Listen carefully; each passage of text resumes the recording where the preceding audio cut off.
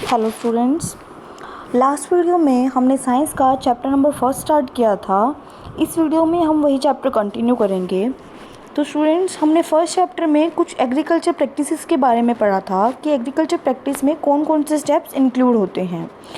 Agriculture practice में 7 steps थे students. First step के बारे में हम लास्ट वीडियो में पढ़ चुके थे, जो कि था प्रिपरेशन ऑफ सॉइल, यानी कि हमने मिट्टी को कैसे तैयार किया था, टाइलिंग क्या है, प्लगिंग क्या है, कौन कौन से टूल्स इस प्रोसेस के लिए यूज़ होते हैं, जैसे कि प्लग, होय और कल्टीवेटर। इसके बारे में हमने किया था स्टडी। नेक्स्ट हम करेंगे जो नेक्स्ट एग्रीकल्चर प्रैक्टिस है, sowing.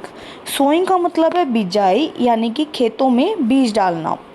Sowing is an important part of crop production. Before sowing, good quality, clean and healthy seeds of a good variety are selected. Sowing crop production का एक बहुत important part है। Sowing से पहले हमें अच्छी quality के साफ़ और हेल्दी सीड्स को सेलेक्ट करना पड़ता है। फार्मर जनरली उन सीड्स को प्रेफर करते हैं जिनकी ईल्ड हाई हो, यानी कि जो ज़्यादा हमें अनाज दे सके, जो ज़्यादा हमें फसल दे सके, उन ईल्ड को उन सीड्स को ज़्यादा प्रेफर करते हैं। नेक्स्ट है हमारे पास सिलेक्शन ऑफ सीड्स। कि सिलेक्शन हम कैसे करेंगे, उसके लिए देखिए स्टूडेंट्स, एक्टिविटी 1.1 है, take a beaker and fill half of it with water, put a handful of wheat seeds and stir well, wait for some time. इस एक्टिविटी में कह रहा है कि आप कोई भी बर्तन ले लीजिए और उसको आधे बर्तन तक पानी को भर लीजिए। उसके अंदर व्हीट सीड्स यानी कि गेहूं के दाने डाल दीजिए और उसको अच्छे से मिलाइए। कुछ समय के लिए वेट कीजिए।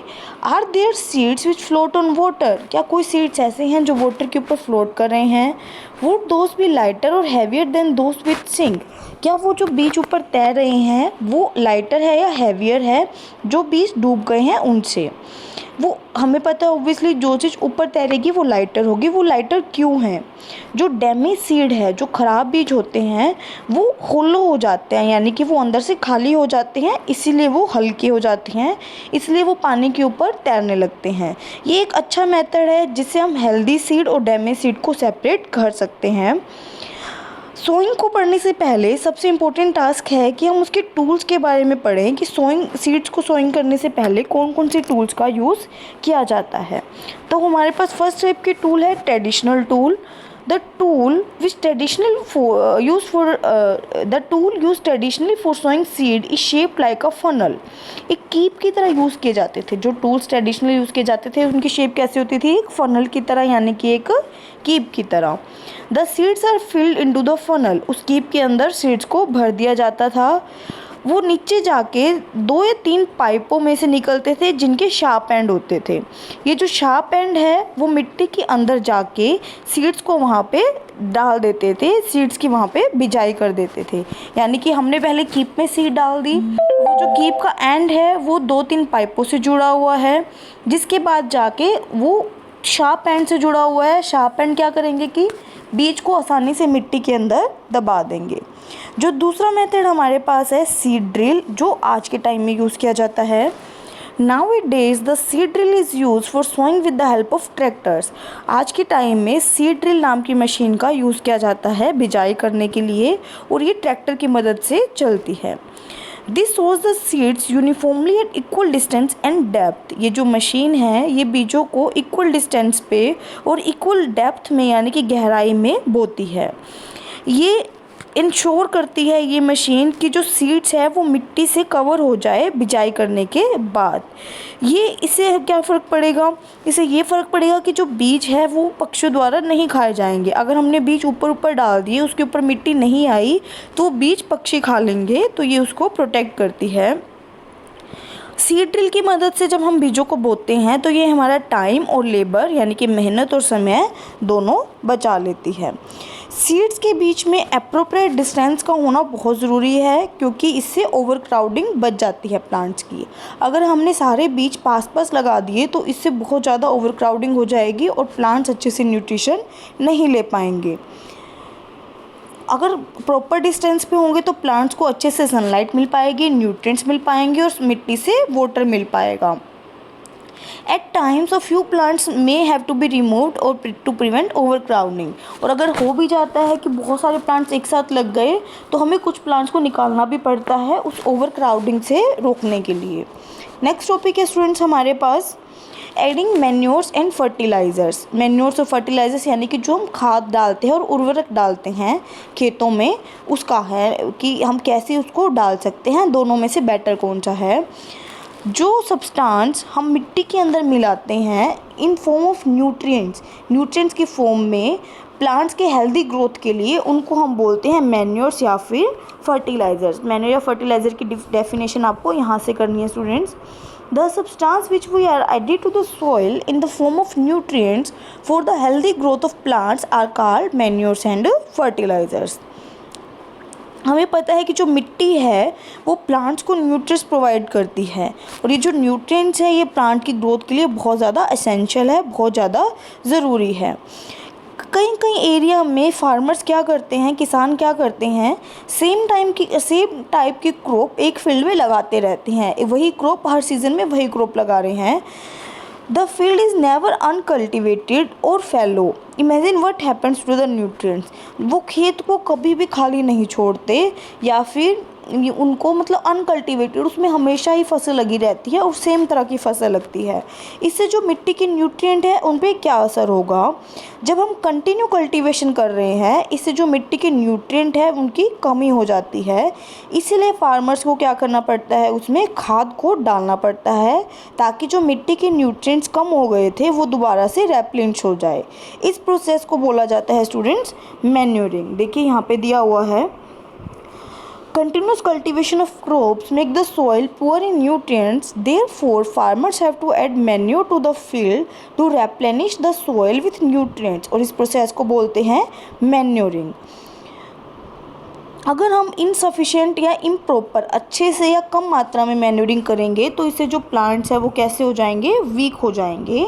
मैन्योर क्या है, ऑर्गेनिक सब्सटेंस है, नेचुरल सब्सटेंस है जो प्लांट और एनिमल वेस्ट के डिकम्पोजिशन से बनता है। फार्मर्स क्या करते हैं, प्लांट और एनिमल वेस्ट को डंप कर देते हैं यानी कि दबा देते हैं बड़े बड़े खड्डों में या फिर कोई भी किसी भी जगह ओपन प्लेसेस में, और उसको कुछ टाइम के लिए छोड़ देते हैं ताकि वो नेचुरली डिकम्पोज हो जाए। ये जो डिकम्पोजिशन है ये किसके द्वारा होती है स्टूडेंट्स, माइक्रो ऑर्गेनिजम्स के द्वारा।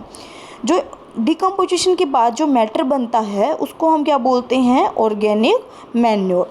जैसे कि आपने वर्मिंग कंपोस्टिंग के बारे में भी क्लास 6-7 में पढ़ा हुआ है, सेम यही हमारे पास मैन्योर है।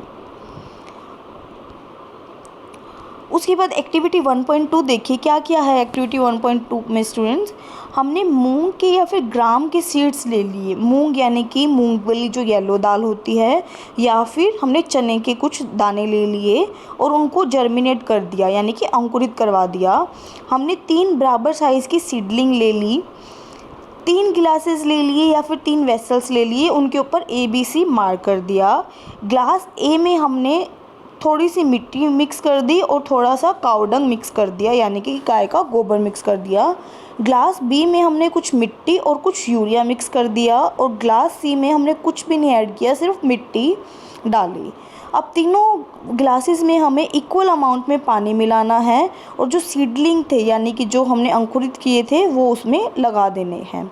उनको सेफ प्लेस पे रखो और डेली पानी दो। 7 से 10 दिन के बाद हमें उसकी ग्रोथ को ऑब्जर्व करना है।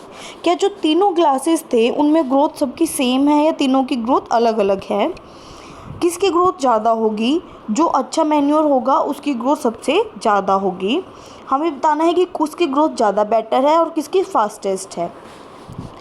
फास्टेस्ट किसकी होती है? फर्टिलाइज़र्स की, क्योंकि फर्टिलाइज़र्स क्या है, केमिकल है, पर गुड क्वालिटी किसकी होती है? मैन्योर्स की।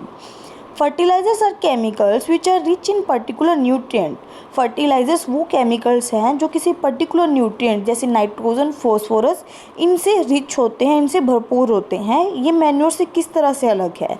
देखिए, जो खाद है, जो मैन्योर है, वो कहाँ पे बनती है? खेतों में बनती है। पर जो फर्टिलाइज़र्स है वो फैक्ट्रीज में बनते हैं। फर्टिलाइज़र्स के एग्जांपल है जैसे कि हमने इसमें 3 गिलास लिए थे एक्टिविटी में। फर्स्ट में काउडंग डाला था तो वो एक मैन्योर है, दूसरे ग्लास में यूरिया डाला था वो एक फर्टिलाइज़र है, और तीसरे में हमने कुछ भी नहीं डाला, तो ये इस तरह से हमने डिफ्रेंशिएट कर लिया मैन्योर फर्टिलाइज़र। हालांकि फर्टिलाइज़र क्या है, न्यूट्रिएंट से भरपूर है, पर ये नुकसान पहुंचाते हैं, जबकि मैन्योर में ग्रोथ धीरे धीरे होती है और पर ये कोई भी नुकसान नहीं पहुंचाते। चलिए देखते हैं फर्टिलाइज़र्स के एग्जांपल कौन कौन से हैं। यूरिया है, ammonium sulphate, super phosphate, potash, NPK, ये सारे कुछ हमारे पास फर्टिलाइज़र्स के एग्जांपल हैं। फर्टिलाइज़र का यूज़ करने से किसानों को वीट, पैडी और मेज जैसी फसलों की अच्छी यील्ड मिल जाती है, पर अगर हम फर्टिलाइज़र्स का एक्सेस में यूज़ करें, इससे मिट्टी कम फर्टाइल होती है। फर्टिलाइज़र से वाटर पोल्यूशन भी होता है, इसीलिए सॉइल की फर्टिलिटी को मेंटेन करने के लिए हमने फर्टिलाइज़र्स को किससे रिप्लेस कर दिया है, ऑर्गेनिक मैन्योर से। यानी कि हमें फर्टिलाइज़र्स का कम से कम यूज़ करना चाहिए। फर्टिलाइज़र्स की जगह हम ऑर्गेनिक मैन्योर का यूज़ कर सकते हैं, या फिर खेतों को कुछ समय के लिए अनकल्टिवेटेड, बिना कुछ उगाए छोड़ सकते हैं, खाली छोड़ सकते हैं। यानी कि थोड़ा गैप दे देना चाहिए हमें, 2 क्रॉप्स के बीच में हमें थोड़ा गैप दे देना चाहिए दूसरी फसल उगाने के लिए। आगे देखिए स्टूडेंट्स क्या है, The use of manures improves soil texture as well as its water retaining capacity। जब हम यूज़ कर रहे हैं मैन्योर का, इससे जो मिट्टी की टेक्सचर है वो इम्प्रूव है और उसकी जो वाटर को होल्ड करने की कैपेसिटी है वो अच्छी हो जाती है। इससे मिट्टी न्यूट्रिएंट से भरपूर हो जाती है। दूसरा मेथड है मिट्टी को न्यूट्रिएंट से भरने का, क्रॉप रोटेशन। क्रॉप रोटेशन क्या है, this can be done by growing different crops alternately. ये कैसे किया जा सकता है, इसमें हम अलग अलग तरह की क्रॉप, डिफरेंट क्रॉप अल्टरनेटली लगा सकते हैं। यानी कि हमें सेम तरह की क्रॉप ना लगाएं खेत में, अलग अलग तरह की क्रॉप लगाएं।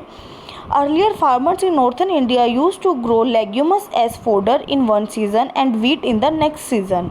जो पहले के टाइम में लोग थे, किसान थे, वो क्या करते थे, एक समय में कोई और फसल और नेक्स्ट सीज़न में कोई और फसल लगाते थे। इससे जो मिट्टी की रिप्लेसमेंट है, यानी कि वो नाइट्रोजन की जो मात्रा है उसमें भरपूर हो जाती थी। फार्मर्स को इनकरेज करना चाहिए कि वो इस प्रैक्टिस को ज़्यादा से ज़्यादा एडॉप्ट करें। प्रीवियस क्लास में हमने पढ़ा था कि जो रिजोबियम बैक्टीरिया है वो मिट्टी में प्रेजेंट है। ये कहाँ पे प्रेजेंट होता है, in the roots of leguminous plant.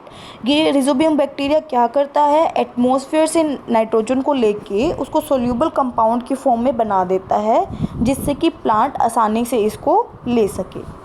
Next है हमारे पास फर्टिलाइज़र और मैन्योर में डिफरेंस है। ये मोस्ट इंपॉर्टेंट है, ये आपको बहुत अच्छे से करना है स्टूडेंट लर्न। ये मोस्ट इंपॉर्टेंट टॉपिक है। Fertiliser is a man made inorganic salt. Fertiliser को मनुष्य बनाता है। और मैन्योर क्या है, नेचुरल सब्सटेंस है जो कि कैटल डंग या फिर प्लांट रेसिड्यू यानी कि प्लांट के अवशेषों से डिकम्पोजिशन से बनती है। फर्टिलाइज़र को फैक्ट्रीज में बनाया जाता है और मैन्योर को फील्ड में। फर्टिलाइज़र से मिट्टी में कोई भी ह्यूमस ऐड नहीं होता, जबकि मैन्योर मिट्टी में बहुत ज़्यादा ह्यूमस ऐड करता है। फर्टिलाइज़र्स में न्यूट्रिएंट्स बहुत ज़्यादा मात्रा में हैं, जैसे कि नाइट्रोजन, फॉस्फोरस, पोटेशियम एक्सेट्रा। और मैन्योर क्या है, कम रिच है प्लांट न्यूट्रिएंट्स के अंदर। ये कुछ डिफरेंस है फर्टिलाइज़र और मैन्योर में, ये आपको आज अच्छे से लर्न करने हैं। नेक्स्ट हमारा टॉपिक है एडवांटेजेस ऑफ मैन्योर, यानी कि मैन्योर के क्या क्या फ़ायदे हैं। क्यों फर्टिलाइज़र से बेटर माना जाता है खाद मैन्योर को, बिकॉज ये मिट्टी की वाटर होल्डिंग कैपेसिटी को इंक्रीज़ कर देता है। इससे सॉइल पोरियस यानी कि मिट्टी में छेद छोटे छोटे हो जाते हैं, जिससे आसानी से गैस एक्सचेंज हो पाती है। इससे जो गुड माइक्रोब्स है, फ्रेंडली माइक्रोब्स है, इनके नंबर इंक्रीज़ हो जाते हैं। It improves the texture of the soil. इससे जो मिट्टी का टेक्सचर है वो भी इम्प्रूव हो जाता है। तो ये कुछ फ़ायदे हैं हमारे पास मैन्योर के, कि क्यों मैन्योर फर्टिलाइज़र से हर उसमें बेटर होता है।